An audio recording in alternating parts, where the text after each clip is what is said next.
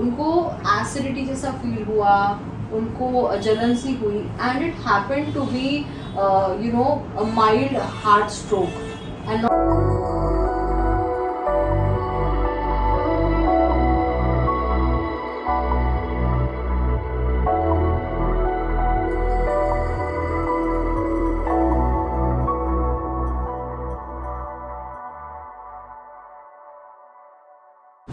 Hi everyone, welcome to Headway lifestyle with Sneha Singh. So बीच में मैंने स्टार्ट की थी एक सीरीज़ जहाँ पर डॉक्टर खुद कुछ बहुत ही कॉमन प्रॉब्लम्स थे, उसके सॉल्यूशंस और उसके बारे में बता रहे थे।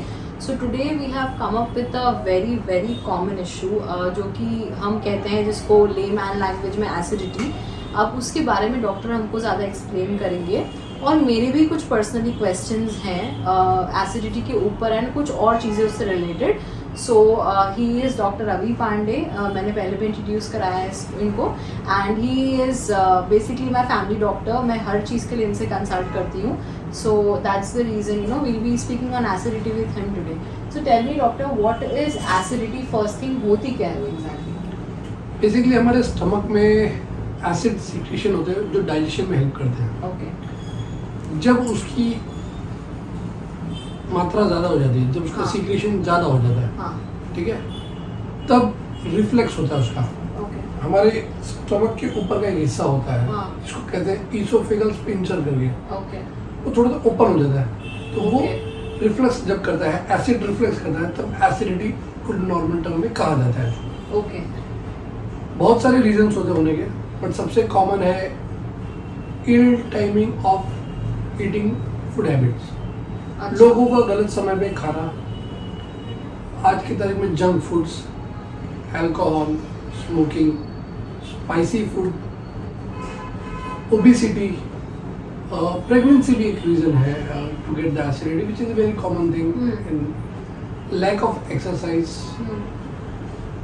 हेवी मील्स, खाना खाते तुरंत सो जाना, these are the very basic causes of getting acidity. अब एसिडिटी के सिम्टम्स क्या हैं?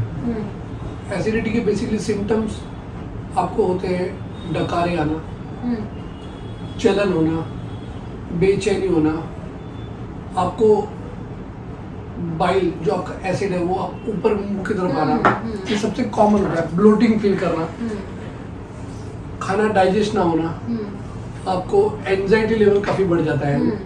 तो ये सारी चीज़ें आपको जो है एसिडिटी में देखने मिलती है।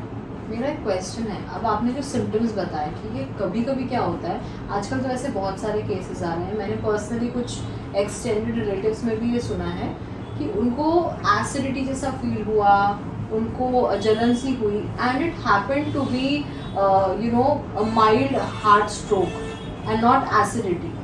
मेरा क्वेश्चन ये है कि इफ इट्स एसिडिटी या वो कुछ और आपकी बॉडी आपको समझा रही है, वो आप डिफरेंशिएट कैसे करोगे? See, I'll always recommend to go for an ECG test. It's a very simple test.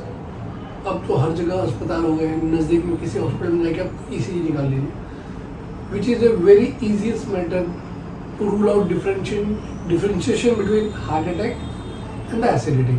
क्या कितना कॉस्ट होता है ECG का? 300 से लेके 500 रुपये तक। ओके, हाँ, but that can help you too early diagnosis of अगर कोई कार्डियक कंप्लेंट है तो। अच्छा। सो मतलब लेकिन इतना तो समझ में आएगा ना, नॉर्मल एसिडिटी के लिए तो कोई ECG कराने हर टाइम नहीं जाएगा, तो क्या वो पेन अलग होता है नॉर्मल एसिडिटी से या it is more or less the same? In cardiac में 90% कैसा होता है, there is a pain which extend to the left arm. Okay, there is heavy perspiration.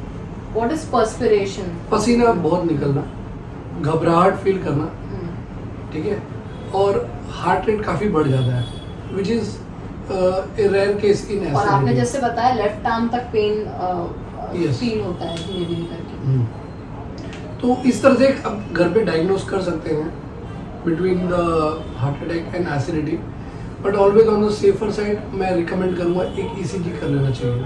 Okay, अच्छा, अब my next question is prolonged acidity issues. आगे जाके अगर continue आपको बहुत सालों से एसिडिटी का प्रॉब्लम रहा है तो क्या वो कोई बड़ी प्रॉब्लम को रिजल्ट कर सकता है अगर उसको एड्रेस ना करे डॉक्टर के पास जाके?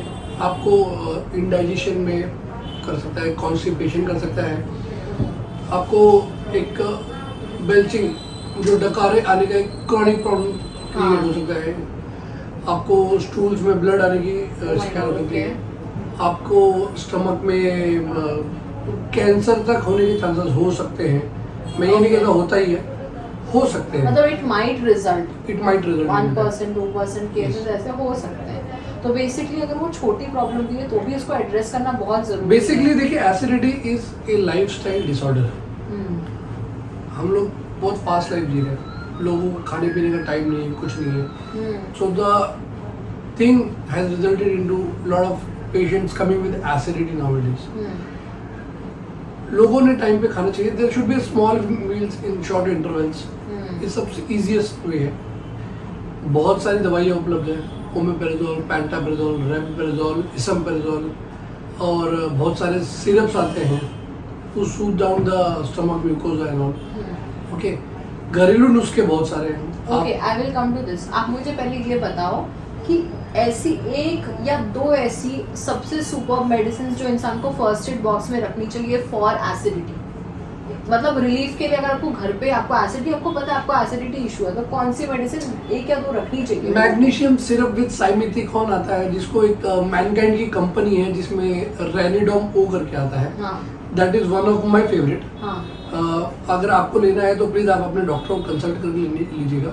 But basically as a doctor it is one of my favorite syrup for the patients, Ranidom O of Mankind Pharmaceutical। ये बहुत मेरा फेवरेट प्रोडक्ट है।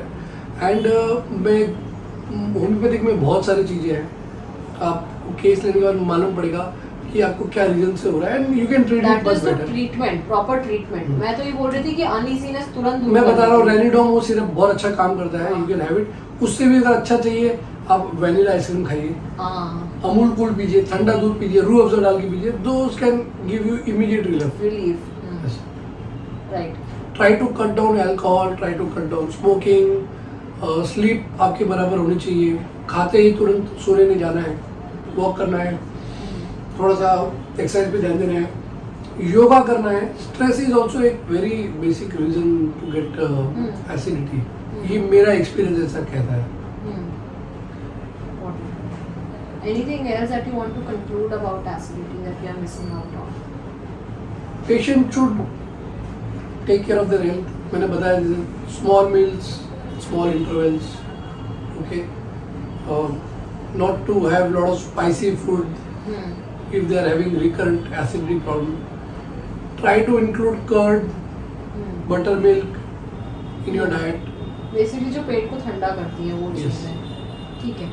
So as you all heard from doctor himself कि हमें क्या क्या चीज़ें लाइफस्टाइल चेंजेस करनी चाहिए, क्या क्या चीज़ें हमें अपने रेगुलर खाने में इंक्लूड करनी चाहिए। अगर इमीडिएट इफेक्ट चाहिए, एसिडिटी से रिलीफ चाहिए आपको, तो फिर आप कौन सी घर में मेडिसिन रख सकते हो। But that does not mean कि आप अपने डॉक्टर को कंसल्ट किए बिना ये आप मेडिसिन कंज्यूम करोगे।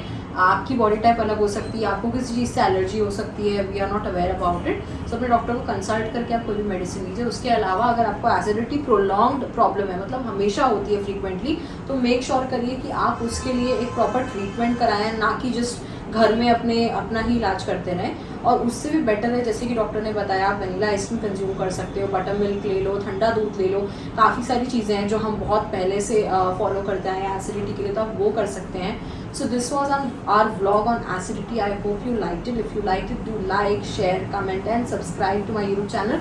Thank you. The subscribers are really increasing. The watch time is increasing. I would also request you all to like the video so that I will also understand कि आपको video अच्छे लग रहे हैं देखने के बाद। And next जो टॉपिक है वो भी बहुत इंटरेस्टिंग आने वाला है, I'm going to make.